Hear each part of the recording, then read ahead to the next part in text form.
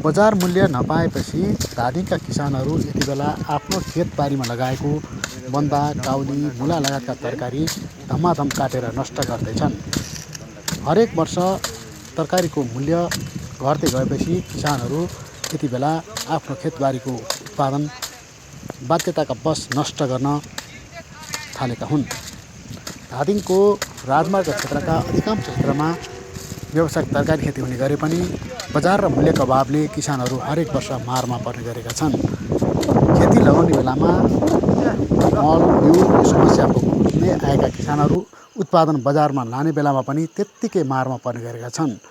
अहिले किसानले उत्पादन गरेको बन्दा प्रति किलो 2 रुपियाँका दरले पनि बिक्री हुन छोडेपछि किसानहरूले खेतमा लगाएको बन्दा धमाधम काटेर फ्याँकिरहेका छन्।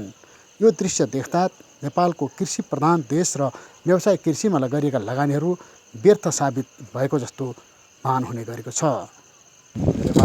कृषि मन्त्रीको गृह जिल्ला धादिङमै किसानको यो अभिगत छ भने देशभरिका किसानले अहिले कस्तो अवस्था भोग्नु परेको होला आम किसानको गुनासो छ। स्थानीय हरिशरण धिताल गत वर्ष 7 रुपियाँ जग्गामा काउली र बन्दा खेती गर्दा 2,50,000 आम्दानी गरेकोमा यो वर्ष 7,000 पनि आम्दानी गर्न नसकेको बताउनुहुन्छ।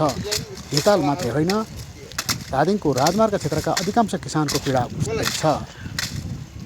भारतीय बजारबाट आउने तरकारी सस्तो मूल्यमा उपभोक्तासम्म आइपुग्ने गर्दा स्थानीय किसानहरूले उत्पादन गरेको तरकारी बजारमा पुग्दा बिक्री नहुने समस्या छ।